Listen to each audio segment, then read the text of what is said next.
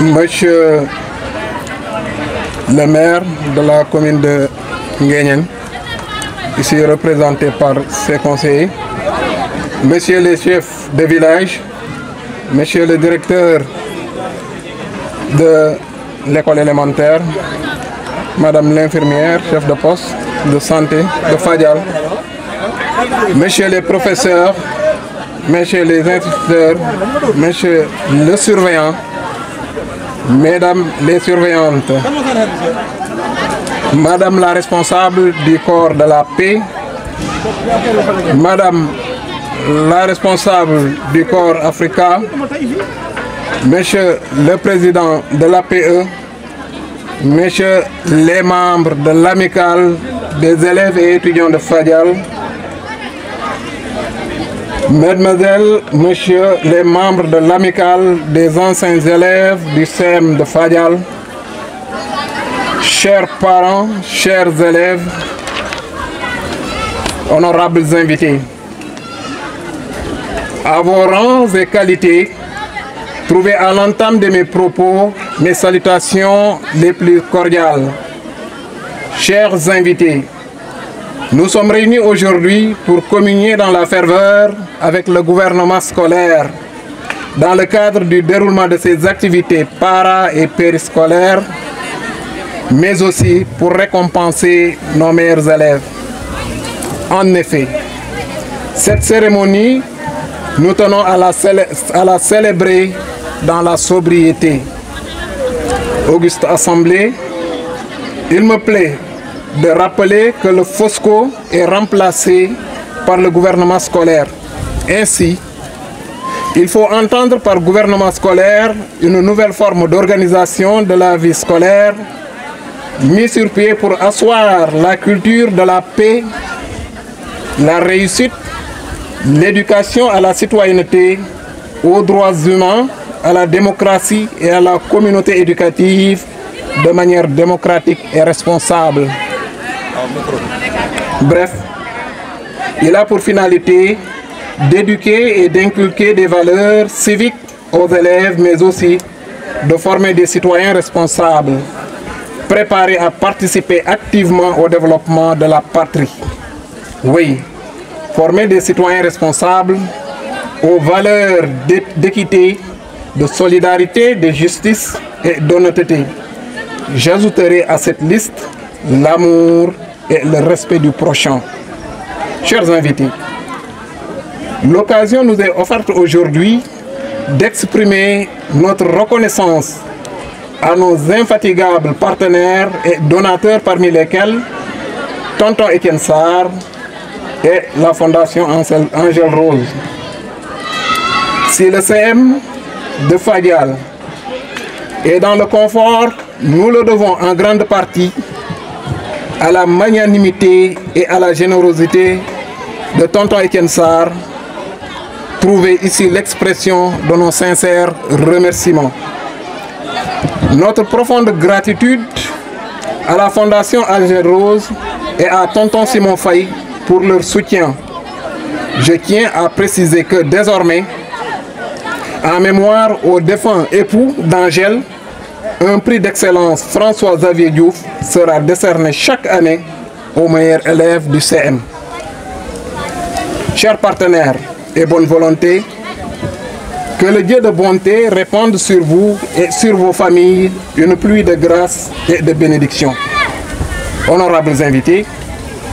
malgré vos nombreuses obligations, vous avez tenu non seulement à magnifier et à rehausser de votre présence cette fête scolaire, mais aussi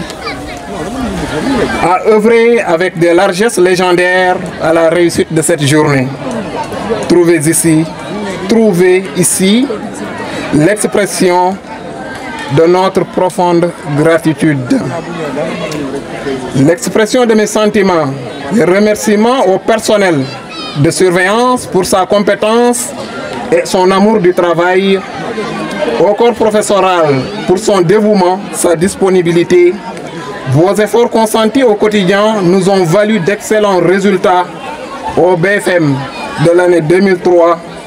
avec un taux de réussite de 97,75. Chers récipiendaires, vous avez consenti d'énormes efforts pour vous hisser sur le podium de l'excellence. Toutes mes félicitations.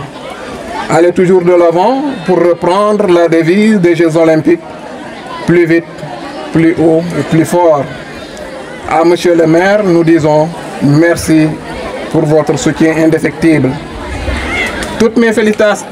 félicitations au gouvernement scolaire et à son coordinateur, M. Badji, et ses collaborateurs, qui n'ont ménagé aucun effort pour relever les défis de l'organisation. Mention spéciale à l'infatigable Madame Aminata Faye, Ndembissine, et à ses majorettes.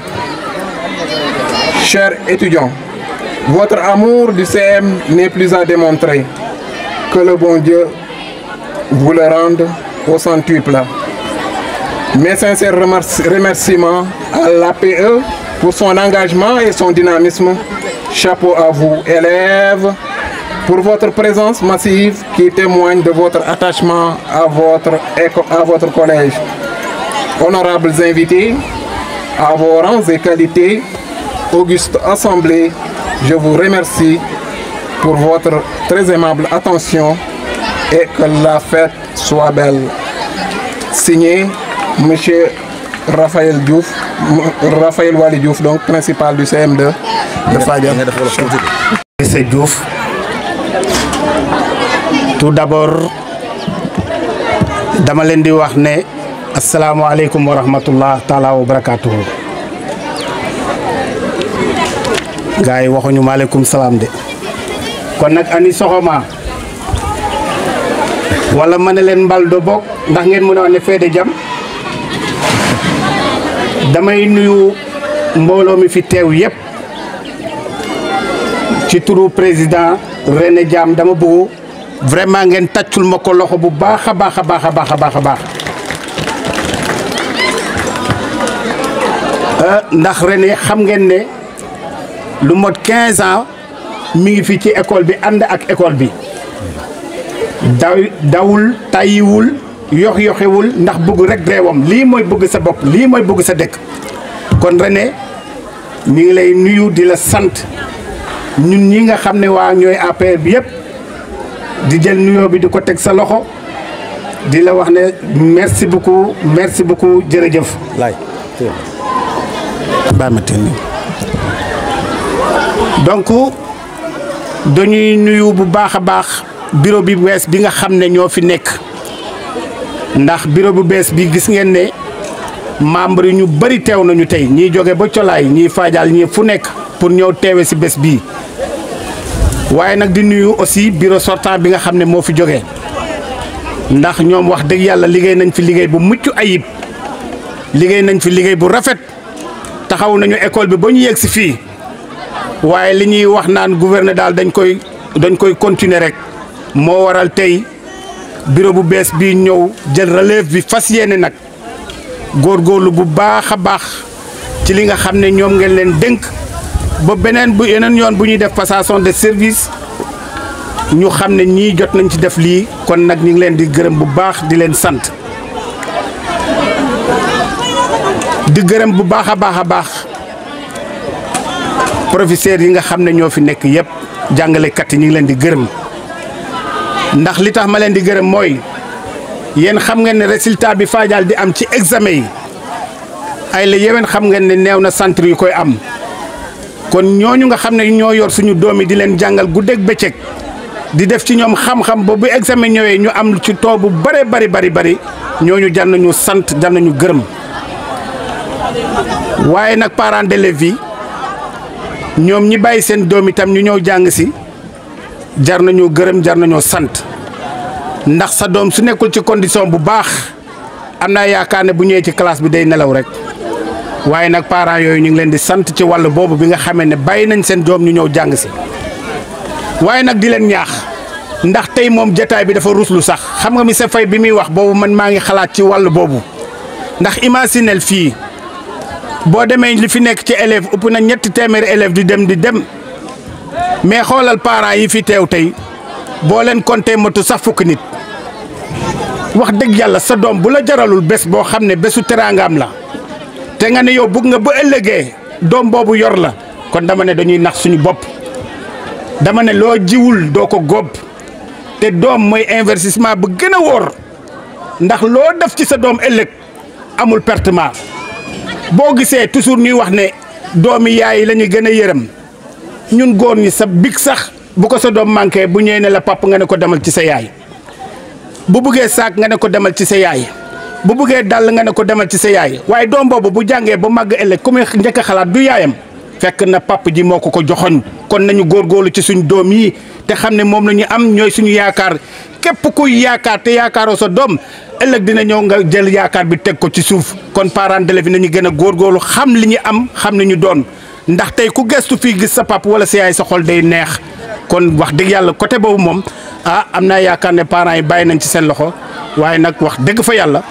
dañu ciy jégalu bu baax te xam ne contexte bi tey xew yi mu daje aussi dafa bari lool ba loolu laa gëm ne loolu moo tax ba tey xëy na parents yi ñëwuñu waaye ku fi jógee na wax sa pap wala sa yaay na ko gisuma la ci béréb ba ñëpp ñëw nañu ba mu des yow kon déwén nag jàmm buñ ci yàlla yóbboo parents yi dinañu soppeeku kon vraiment côté boobu ñu ngi leen ciy ñaax bu baax a baax di gërëm bu baax a baax aussi principal ndax wax dëgg yàlla président sànq wax na ma demb ne ma moom fan yi neew rek fan yi passé rek am na sax ay élèves yu bari yoo xam ne daf leen dàq bi mu ñëwee ci seen maître yi ñu ne ko mbir mi de dem na direction mu ñëw toog ak moom ñaan ko mu bàyyiwaat xale ñu dellusiwaat kon kooku bëgg na école bi kon nag vraiment direct ñu ngi sant principal bu baax ci turu API bi yëpp di wax ne wax dëgg yàlla moom dal na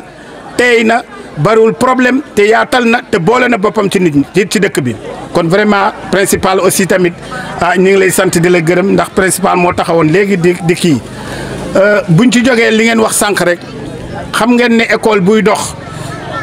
ay partenaire su ci amul dafay sooxeloo école bi ndax école li muy yenu attanu ko kon suñu amee partenaire yoo xam ne lu mel nii su amee ñu ñëw jàpp si ak leneen partenaires yooyu dañ leen di sant di leen gërëm di ci jiital nag Anse et Rose ndax daaw maa leen fi teewaloon ñëwoon naa ci délégation bi waaye leen li tax ñëw ñu xam nañ ko xam naa ko waaye teewul ñoom ñu def si seen doole ak seen kattan ndax bés bi réussir ba am naa yaakaar ne lépp lu ëpp fii ci ay cadeau yu ñuy joxe tey jóge na ci seen poos kon nag ñu ngi leen di sant ci turu maam Giran bu baax a baax ak famille yëpp di sant aussi tamit waa corps de la paix awa bii moo leen teewal te gis nañ ne moom ba mu ñëwee Fadial ba tey mi ngi ci école bi mi ngi ci dispensaire bi mi ngi partout te wax rek yàlla moom tam jàmbaar la kon awa corps de la paix ñëpp ñu ngi lay sant di la gërëm vraiment di nuyu aussi tamit waa Corps Africa ñii sama njaboot la ñu monsieur Diouf ñii samay njaboot la ñu ndax Olivier sama kër la nekk wax dëgg yàlla Assane tam di ko jàppale di ko traduiral ci wolof ak lépp ñoom tam ñu jël engagement jàppale gox bi moo leen tax a jóg kon vraiment Corps Africa ñu ngi leen di sant di leen gërëm seen patron yi su ngeen leen gisee ngeen ne population Mbam Fadial ak école bi yëpp sant nañ leen gërëm leen di gërëm aussi tamit monsieur le maire ci tur APR bi ndax gërëmoon ngeen ko principal gërëm na ko waaye dañ koy gërëmaat ndax gis nañu action yoo xam ne vraiment daf koy def te léeg-léeg APR bi dem waxtaan ak moom lépp loo xam ne mën na ko ci école Fadial bi mi ngi ciy taxaw guddi mi ngi ciy taxaw bëccëg tànk xamul lu dara ba bésu tey bii yónnee si na enveloppe am indi ko fii nga jàppale leen mi ngi bés bi réussir kon monsieur le maire ñi ko fi teewal muy abi madame le maire ak monsieur Faye bii bu ngeen demee ngeen ne monsieur le maire amul xajj amul seen mais waa Fadial kontaan nañ ci moom Mbang Fadial kontaan nañ ci moom école bi kontaan nañ ci moom yal na ko yàlla jàppale te woyofal yéen bi su ko defee leneen li fi may terminer ndax waxu jottali waxu nit dafa xaw a jafe des fois nga wax lu ëpp wala nga wax loo xam ne dafay manqué surveillant ñu ngi leen di sant di leen gërëm ndax yéen a ko wax léegi madame Faye bii ak Yacine Bale madame Sonko yéen gis ngeen ne wax dëgg fa yàlla taxaw bu ñu taxaw fii école bi suñu dugg see dañuy mel ni doom yi ñu sukk jur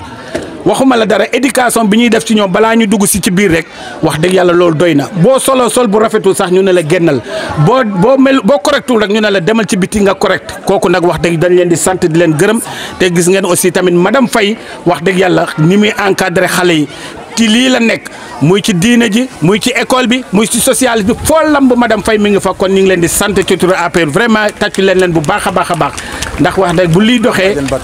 ak ki nga xam ne mooy Abibatou moom beneen casquette la ndax su ma ne Badiane Batou mooy Abibatou mooy bajanu xale yi bajanu gox nag dañ koy tànn mais baja école dañ koy tànn école xam ngeen ne lu gën a métti ci école mooy jéem a fexe ñoo jurul jëndoo leen maanaam dëkkoo leen ba pare nga leen di jàppale guddi ak bëccëg te moom wàll bu mu feetoo muy wàllu bambara yi di wàllu joxe lekk bi wax dëgg yàlla xolam bu yaatuwul kon yaakaar naa ne xele bi nañ ko jëppi waaye kenn jëppu ko kon abi ñu ngi lay sant di la gërëm ci turu APR bi vraiment di la wax ne alhamdulilah rabbil alamin di nuyu aussi tamit di sant encore ñi nga xam ne ñooy comité d'organisation bi nga xam ne ñooy yor wàllu examen yi ndax ñooñu bu examen yi jotee dañuy bàyyi seen lal bàyyi seen kër bàyyi seen lépp ñëw taxawu école bi durant 7 jours wala 10 jours yoo xam ne dañ fiy toog bàyyi seen jëkkër yeeg lépp ñëw taxaw fii di toggal xale yi di yekkal xale yi di toppatoo ñi nga xam ne ñooy def si examen kon ñooñu dañ leen di sant di leen gërëm ci turu APR bi xam ne loolu ñuy def ñun ñoo ko waroon def kon buñ koy def dañ leen di sant di leen gërëm wax dëgg yàlla di sant ñëpp di gërëm ñëpp di gërëm ñi nga xam ne ñoo fi nekk monsieur Faye di la wax ne futum nii mii nga rek mii ngay cas yër ndey cas Bonjour. Monsieur le maire de la commune de Nguéniène, monsieur les chefs de village, monsieur le directeur de l'école élémentaire, madame la responsable du poste de santé, monsieur les professeurs, monsieur les instituteurs, monsieur le surveillant, mesdames les surveillantes, madame la responsable du poste de santé, madame la responsable du corps de la paix, madame la responsable du corps africain, monsieur le président de l'APE, monsieur les membres de l'AMEFA, très chers parents, très chers camarades élèves, honorables invités. C'est avec un immense plaisir que nous vous accueillons aujourd'hui dans notre établissement. Votre présence en ce jour parmi nous témoigne une fois de plus votre attachement à notre école. Nous vous en remercions vivement. En effet, je profite de cette auguste assemblée pour inviter mes camarades élèves, surtout ceux en classe de 3e, au travail, dans le respect et la discipline. Nous devons participer activement au rayonnement de notre école. À l'administration et au corps professoral, les élèves, par ma voix, vous témoignent leur profonde gratitude pour l'effort dans l'encadrement et l'aide que vous ne cessez de nous apporter. Ce qui a valu au CM Fadial ces excellents résultats durant toutes ces années passées. Mesdames et messieurs, soyez-en remerciés. Nous avons aussi une pensée affectueuse envers les partenaires de l'école. Je veux nommer Angers Rose, les responsables du corps de la paix, les responsables du corps africain, l'amicale des élèves étudiants de Fadial, l'amicale des anciens élèves du CM de Fadial, le personnel du poste de santé de Fadial, au propriétaire de Fadial TV, et j'en passe.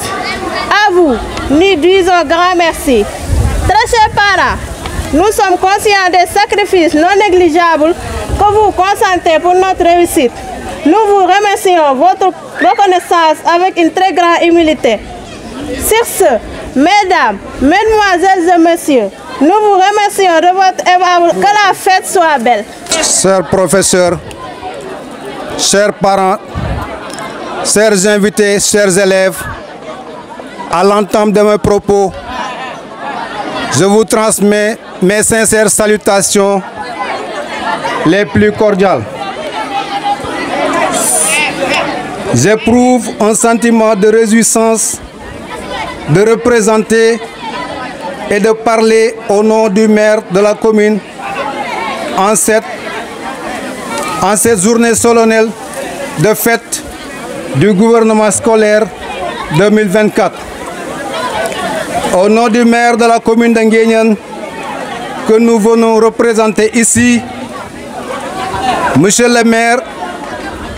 exprime toute sa gratitude pour ce soin porté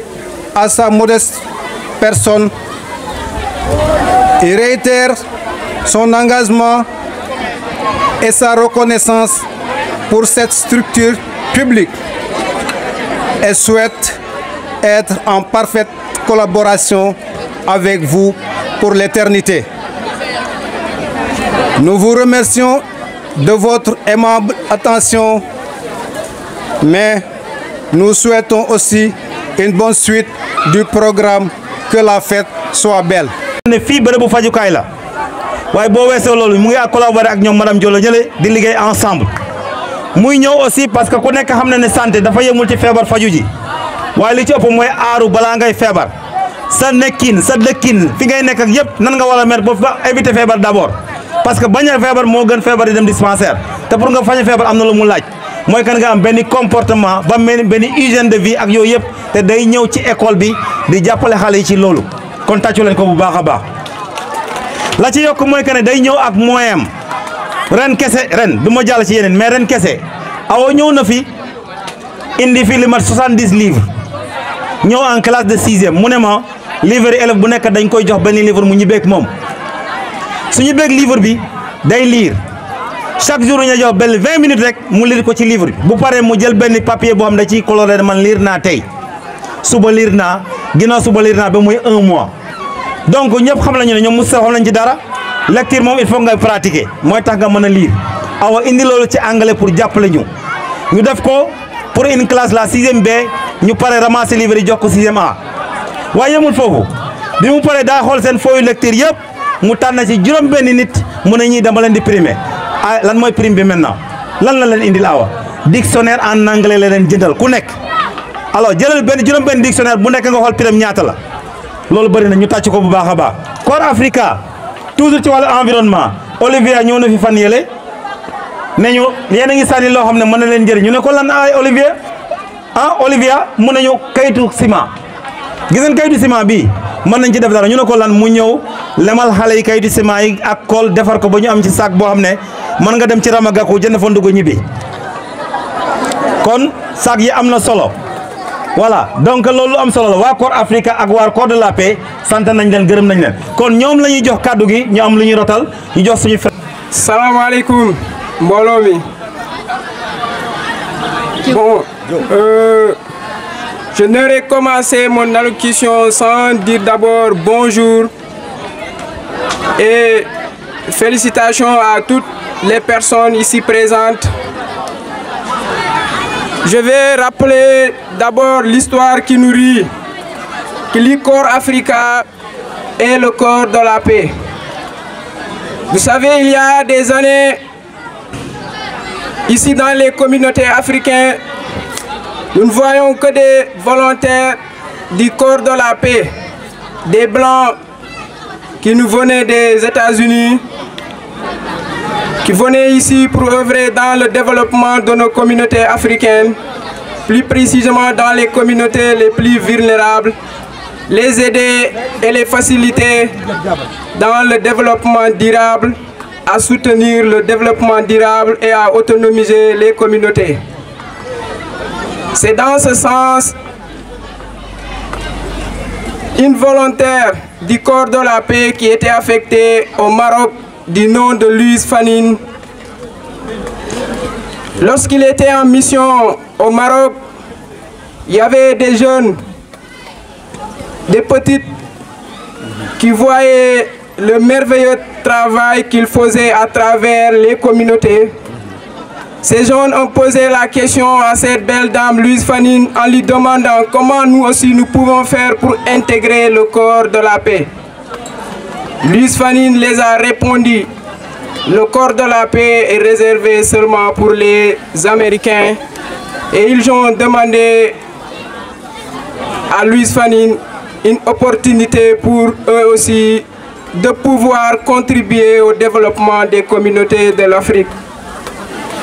Alors c'est dans cette initiative qu'est né le Corps Africa.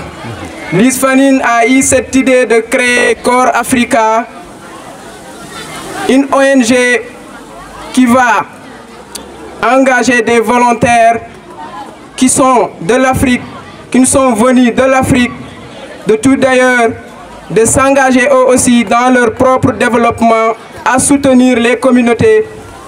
à faciliter ces communautés et à aider ces communautés dans le développement de vos études. Œuvrons tous en tant que jeunes africains à faire plaisir à nos parents à travers les actes que nous posons et à travers nos comportements et pour aussi un Sénégal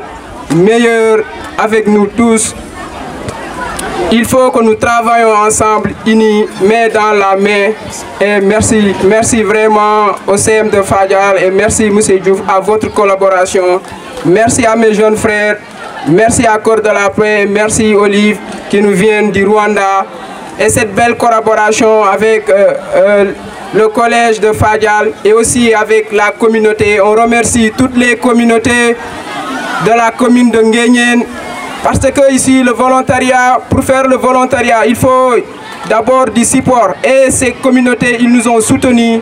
de l'intégration et ils nous ont suivis dans ce que nous faisons.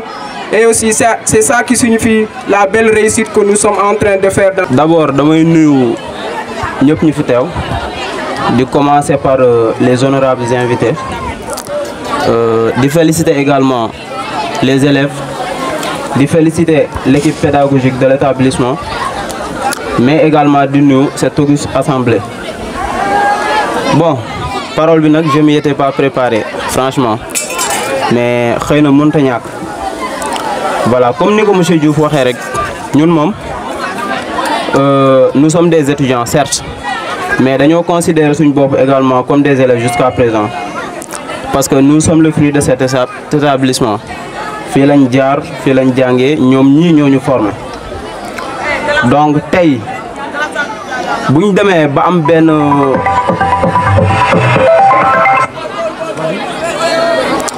voilà je disais tey bu ñu demee ba am benn position ci société bi maanaam dem di yeggali suñu njàng fële donc loolu du ñu téye ñuy gestu suñuy rak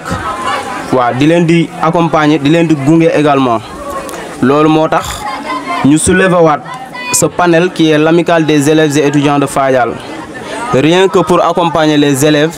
ainsi que les étudiants. Voilà, parce que on peut le voir, si vous changer lieu d'études ou de poursuivre ses études supérieures, tu es souvent confronté à des conditions pas très catholiques. Donc là, tu as besoin souvent qu'on te passe un coup de pouce. Et wax deug fa yalla parents yi mënuñ gérer lepp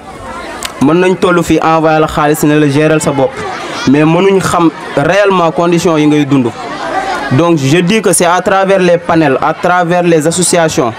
à travers ces genres de structures que tu peux avoir les conditions favorables pour tes études. Donc sur ce point, j'incite les élèves. Je vous invite également à venir rejoindre les panels. Occasion bini, je vous dis que amuñ ko won. Moi je suis parti à l'université par exemple. Gisuma panel, gisuma structure, gisuma amicale. Je me suis débrouillé toute seule. Tout seul autant pour moi. Et metti won na de trop. Donc tay bo len amé chance ay panel taxaw ay structure taxaw paré pour jappalé len ci seen étude socialement parlant et pédagogiquement parlant. Je pense que lolu chance la. Donc il faut que ngeen saisir ko. Ni ngeen koy saisiré nak moy ngeen approcher amicale bi di demander ay informations seeni grand frère ak seeni grande sœur di len di guider di len di accompagner. Voilà, donc au nom de toute l'amicale, je passe mes remerciements et je vous dis que la fête soit belle. Merci beaucoup. Salam alaikum mbolo mi. Ñu ngi leen di nuyu yéen ñëpp ku ci nekk ci turam ak santam. Di leen jaajëfal bu baax a baax. Je ne saurais entamer mes propos sans pour autant féliciter et remercier le gouvernement scolaire du CM qui a à leur tête le coordonnateur M. Badji, vraiment pour cette belle cérémonie qu'ils nous ont offerte aujourd'hui. La structure que je représente, qui est l'amicale des anciens élèves du CM de Fadial, donc, a été mise en place dans le seul but de rendre à César ce qui est à César. Madame Delon Djoukol, CM bi nga xamantene fi lañu jaar fi lañu jàngé ba amana doon tay li nga xam mom lañu doon mu di mbégte bu mag ci ñun nak ngir mëna delu ci waat tay feddali kóllëre école bi nga xamantene daanaka mën naa ne bokk na ci li def ci ñun li ñu doon tay message bi nga xam ne nag moom lañ ma yebee pour ma yeggee ko mooy un message de remerciement à l'endroit du corps professoral du CM. professeurs yi nga xamante ne ñi ngi fi tey ak ñi nga xamante ne ils ont été appelés donc ailleurs pour rendre service mu di loo xamante ne nag ñu ngi leen koy jaajëfalee bu baax a baax ndaxte ñoom nekkoon nañ fi ñuy def si ñun formation bu am njëriñ boo xamante ne ñun fa la ñu nekk tey amuñu gàcce benn yoon mu di anglais mu di français mu di PC fépp fu ñu mën a dem fu suñu morom mën a taxaw ñun tamit daañu fa mën a taxaw te mën naa ne c'est grâce à eux. mu di nag mbégte boo xamante ne ñu ngi leen koy yéegee bu baax donc au nom de tous les anciens que je représente xam naa ne sax maa si gën a ndaw ci mën cee wax waaye c'est un privilège qui m'a été donné de parler en leur nom vraiment merci beaucoup au corps professoral. du ma jeexal samay kàddu nag te du ma encouragé waat élèves yi nga xam ne ñoo fi nekk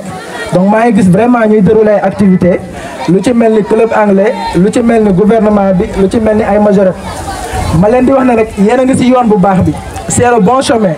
ñun biñ fi nekkee woon nii lañ fi nekkee woon nekk ci activité yi di yëngu ci biir école bi ndax doonuñu fi ay gan vraiment maa leen di encouragé bu baax pour ngeen si gën a nekk su ko defee rek fi nga xam ne foog ngeen bën a yegg seen mag yi yegg fa di ngeen fa yegg tey vraiment donc je vais clore mon allocution donc en ces termes et vous remercie pour l'oreille attentive et vous remercie aussi en vous souhaitant une bonne suite donc de l'événement. Voilà.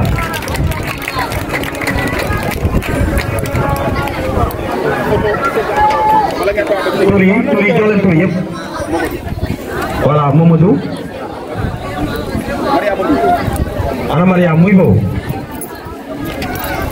aha kii kan la Diouf Yande Nepal la ana Yande Senghor na kenn ñëw jëlal ko la ñu bàyyi est-ce qu'il y a son frère wala kii am mu nekk Fatou Diouf waaw ak Kemesan voilà xëy na sa ngi noonu voilà photo APE taxawal seen diggante nga jël photo voilà waaw ñu def la séeréer de ana mu ana ma dem Diallo daa dem dafa dem dafa génn aha waaw yegg volonté spécial voilà donc madame la maire ana mu kaay bàjjen batu waay bàjjenu xale yi la yegg si voilà bàjjen batu kaay jox xale yi borom nguru yi ak lan ton ak lan ah petit bois ak lan corne ko oh voilà xool leen tuur yi bu nekkee du seen bopp lii leen tuur voilà jërëjëf Fatou di def liggéey bu am solo ci CM bi nag mooy yow fajar wala guddi mu ngi ñëw di togg ci école bi yow fajar ñëw mooy foobere école bi mooy jàppale xale yi jàppale ni ay doomam waa fajar ko jukkal kon Fatou jërëjëf ñëwul acaku maa ngi noonu Fatou Faye biram fenn waa gan Faye foofu laa yem nag parce que ay mburu moo yo ay sama gars yi lii nee na de waaye ñun ñëpp doyoon nañ am prix waaye góorgóorlu jàng rek moo koy joxe ah voilà bu paree nga wax alors dese nañ ay primeur voilà góor gi voilà Fatou ana Fatou Ba mu ngi noonu di la talal loxo mu ngi nii alaaji kaay voilà mu ngi nii alaaji yow da nga amagul ñaareel nag da nga góorgóorlu daal nga takk ñaareel nag ah moo benn jabar moo tax yow ah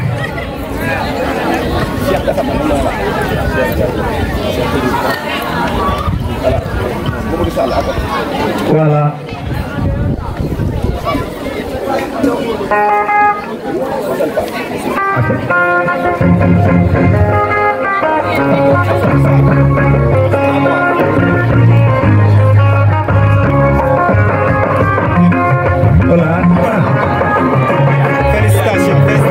Félicitations les enfants.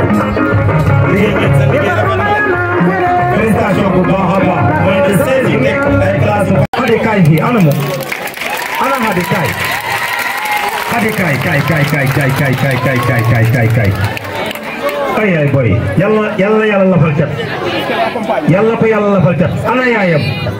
ana bàjjenam ana magam ana seen waa kër ana ñu kan moo ànd ak moom man de ànd na ak moom maa ngi nii man ànd na ak moom waaw yow ànd nga ak moom kaay fii man ànd na ak moom voilà donc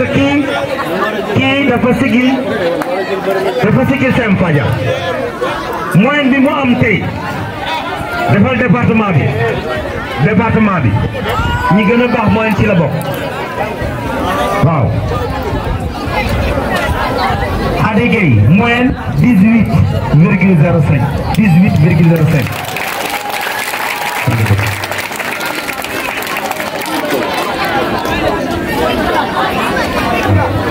donc Khady xoolal ko rek Khady vraiment li ma wax am na solo boo paree nga jiinal ko boo paree nga jiin ko xaaral ma wax li may wax moo gën a am solo Khady mi dafa am njàngale mu laaj njàng dafa laaj bëgg danga koy bëgg jàng nga doon la ci am yar am teggin te nga yow attitude kuy jàng gis nga Khady man ne damay jàngale anglais dama ko yor mais booy expliquer wax moo boo xam ne dafa bees da ngay gis mu xàcc bloc de note am notification bi loolu attitude étudiant la dama ne la université ñooy def noonu ñooy noté parce que prof yi dañuy wax rek dem seen yoon yow boo noté wul amoo dara Khady mi noonu lay def kon am nañ yaakaar ci moom ne dina dem kanam dina dem ba doon étudiant doon fi directrice doon nekk yàlla ko yàlla defal ku nangoo jàngale ku am yar la ku am teggin la doo ko sa gis classe bu toogee boo deful ndànk sa doo gis bu baax am na ñoo xam ne sax boo ne Khady dañu leen kam na waaye terewul moo jiitu ci école bi kon loolu lu am solo la am na prix bi moo jiitu ci école bi waaye concours yi ñu doon def fii lu bëri Khady moo leen jël ba ci bu anglais bi Khady bokk na ci ñi ko jël kon ñu ngi koy sant di ko gërëm wax dëgg yàlla lii lu am solo la lu am solo la ok donc APE sa doom a ngi nii da nga bëgg a sànni cadeau ah waaw baax na mais day gàtt rek. waaw merci maa ngi nuyu ñëpp sama vice président Sadibou Diouf Sadibou Maron ñëwal taxaw fii foog naa bureau bu bees bi yëpp ñu ngi fii depuis xaw ma janvier lañ leen fal man rek maa fi nekk ci ancien yi bon ñu ngi sant xale bi di koy ñaanal aussi ndax moromam yi jóge Fadiane yëpp mu am lu raw loolu man lu ma métti ci taxawaayu xale bi mooy que ana parent ana waajuram benn waajuram newu fi xale bi fan la dëkk vraiment soxla nañu parent bi taxaw fii parent bi dafa war a ñëw taxaw fii parce que xale bu mel nii sa doom fu muy dem war nga ko gunge waaw kii moo présenté parent mais papa moo wax fi waroon na ñëw mbaa yaayam waaw vraiment ñu ngi lay sant di lay ñaanal aussi boo jógee fii aussi ok merci beaucoup du courage kontaan nañu dinañ def délégation ñun APE bi toogal sa waajur dégg nga ok merci. asalaamaaleykum Mor ñëpp maa leen di nuyu ku nekk si turam ak santam.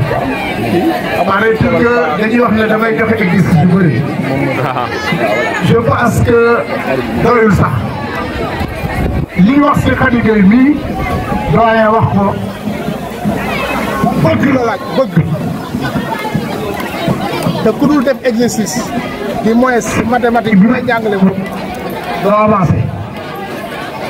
da ngay jàng appliquer pratiquer intégré wu da ngay jàng pratiquer intégré wu te Sénégal yi suba savoir faire lañ soxla te savoir faire base bi mooy mathématique la je parle au nom de tous les professeurs mathématique branche la ci science bu yaakaar ne mathématique la SVT ak PC seulement non histoire si la bokk histoire si la bokk te avant ça amul benn science boo xam ne élève mën na ko comprendre te comprendre ay langue base français mooy joxe lépp et ensuite anglais dafa nekk loo xam ne nii muy tey muy suba muy gannaaw suba c'est ce qui domine le monde. boo demee ëllëg même université étudiants yi ko bàyyi ma fekk même université tey boo demee les beaux documents c'est en anglais donc base français anglais yor lépp luy supérieur ba pare nag nga war a jàng toutes les sciences pour avoir un savoir-faire boo xam ne daf lay jëriñ nga jëriñ sa réew day tax nga jëriñ sa réew parce que ëllëgën ci biir li ngay wax mooy loo defal sa réew mais pas loolu la sa réew defal kon nag donc damay ñaan xale yëpp ñu góorgóorlu ñu bëgg ñu yaru ñu def lépp lu leen war nag pour njàng mi mën a jëm kanam salaamaaleykum wa rahmatulah